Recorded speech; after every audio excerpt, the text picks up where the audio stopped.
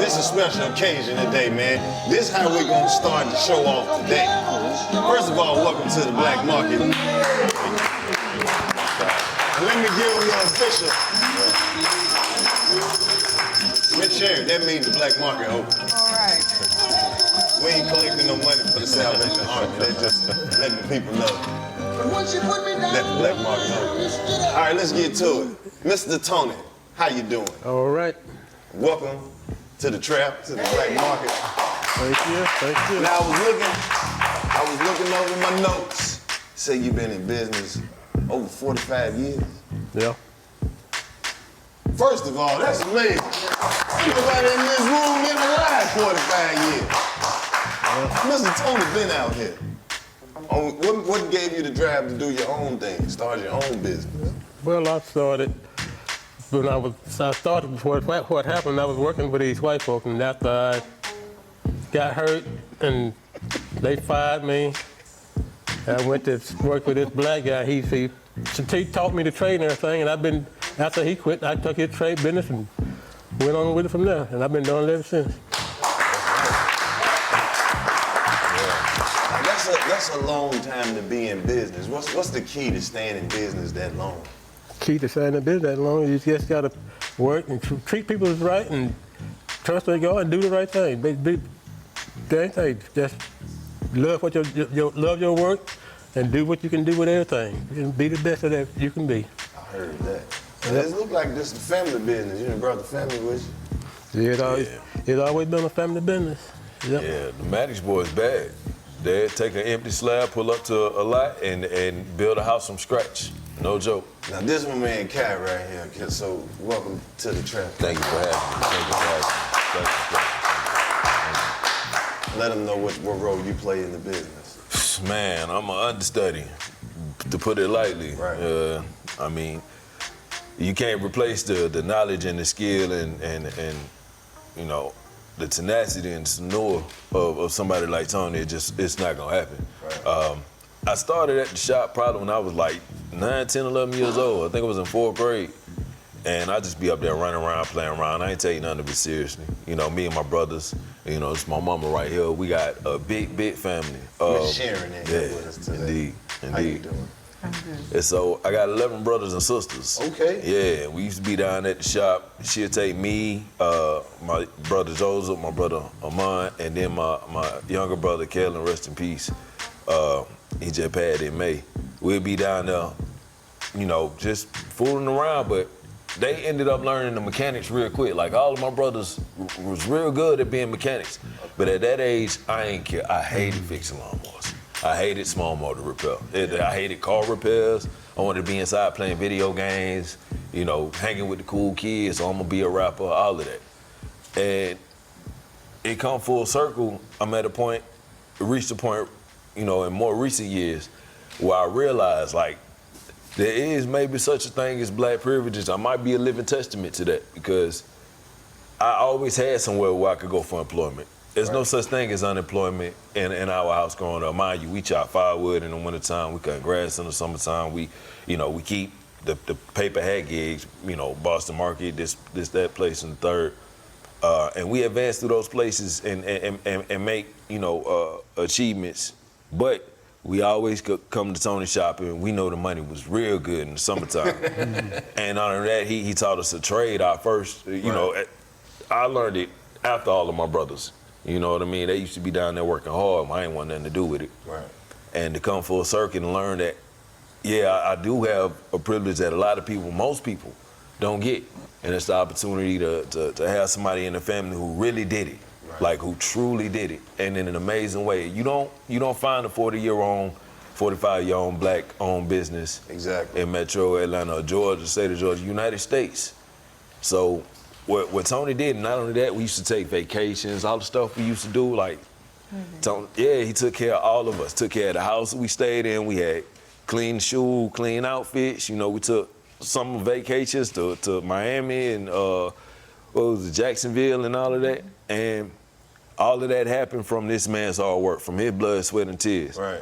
And so for it to come full circle, for me to be an understudy, I'm just honored and I want to be a part of something great.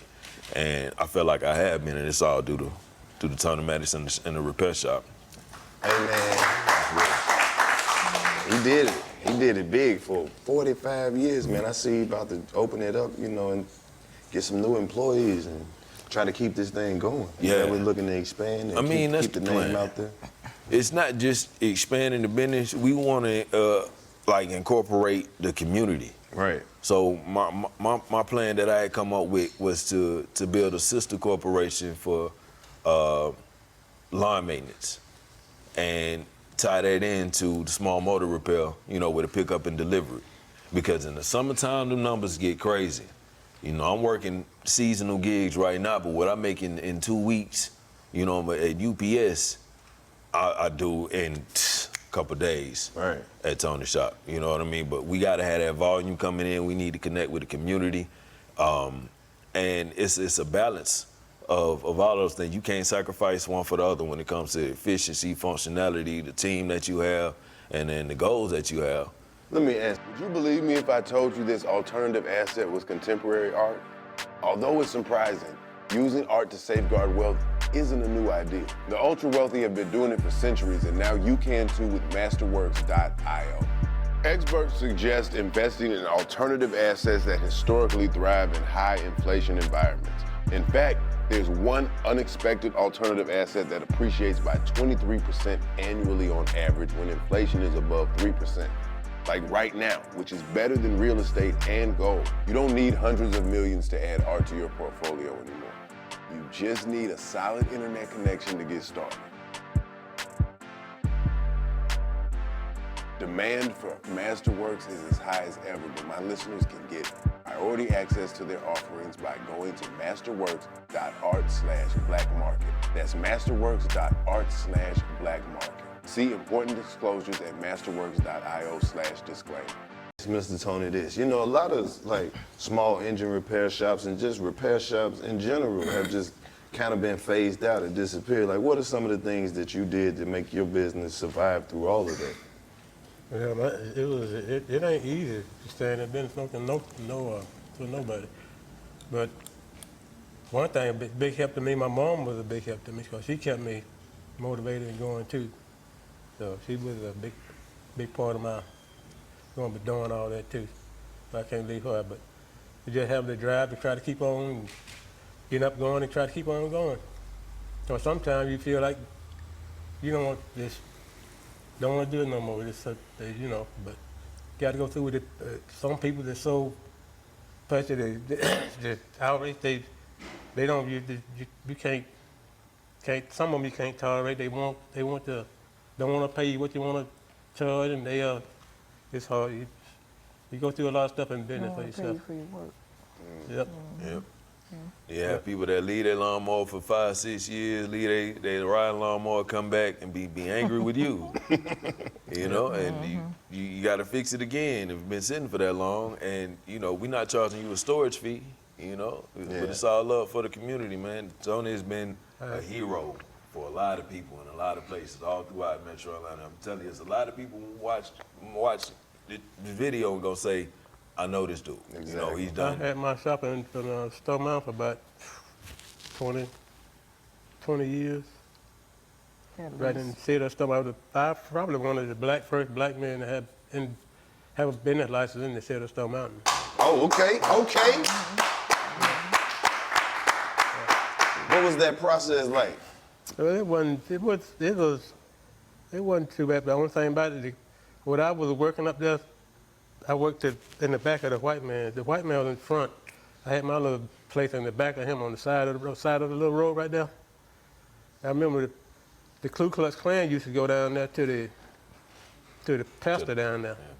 So they walk right by me sometimes.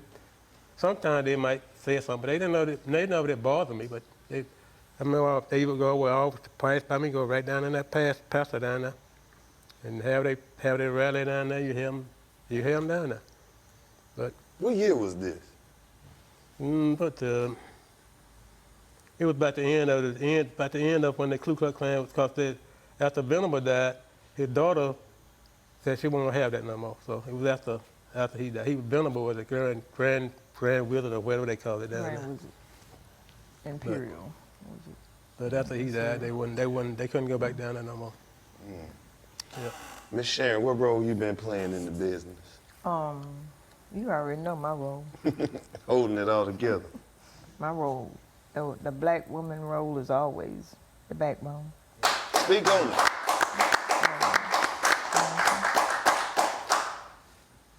That's right. Yeah, my mama held us together. You know, if it weren't for her, we would have been wilding, doing all type of stuff. We had trades, you know what I mean? Me and my brothers, we cut from a completely different cloth from other individuals. The level at which we work, it's all due to the fact that when we was little, we'd be out there in the yard. We weren't allowed to play around and be stupid, and we weren't allowed to watch TV for a very, very long time growing up. Read books. Yeah, we read books, and we be out in the yard working, or we be doing something constructive. We be at Tony's shop, we be chopping firewood. Right. You know how difficult it is for an 11-year-old to chop firewood? Hell, a grown man. You good at it now. Yeah, I'm good at it now. It paid off. So, I mean, it's just a testament to reality that, you know, families can make things happen, and there is black privilege in existence. Yeah. We just got to search for it in, you know, it's in the cracks, you know? Well, look, man, it's not every day that we get, you know, a family come through here that owns a family business, especially one that's been around for this long. So, gonna be around for that much and longer. everybody in here, man, we appreciate it, and we wish y'all nothing but the best. Much success. And like I said, I want to do whatever I can do to support the business. So I got a few things I need to bring them bring up ATVs there. on down. I got a few ATVs that I would love to hit the trails with this winter. Like everybody come to my house, I stay in the woods, so we hit the trail on the four-wheeler and all that stuff. So. Stay off the radar. Yeah, they definitely need some maintenance at this point. Right, okay. That's what's up. Well, that's what we do. When you think about it, it's more small motors than it is regular cars. Let them know where they can find you and how they can bring some stuff up there. Come up there and shoot the breeze with Mr. Tony for a minute. Yeah, well, you can't miss the shop. Bring a bill. Bring a bill. You can't miss the shop. 7015 Swiss Street in Lithonia. It's right down in the middle of downtown Lithonia, big blue building. So we there, especially in the springtime, summertime. We need a community. You know, we got so much love. If you there, you'll notice cars that drive by all day long and honk the horn. Honk the horn. And it's been that way since I was a little boy.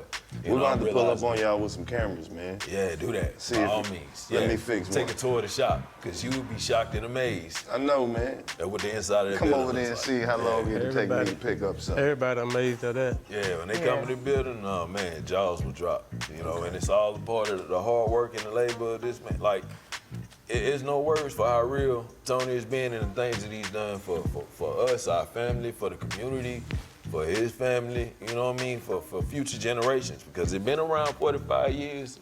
What's to say we don't have another 45 more? Exactly. We open up an equity crowdfund and we allow the people in the community to own part of an unstoppable force in their community.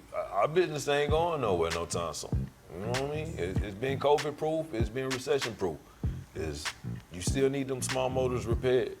And you say y'all interested in doing like a crowdfunding type. An equity crowdfund, yeah.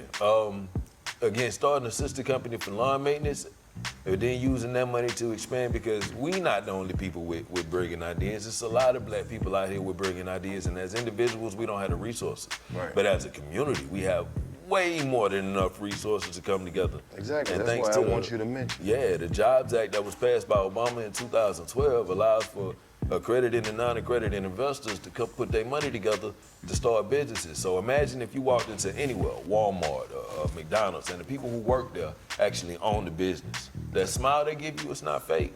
It's real. They're really glad to see you. And so we want to bring that to the community starting in 2022. We want the people to, you know, just keep us in mind. How Especially, can they reach you? How can they reach out to the people that's interested? well, you got to come to the shop. Yeah.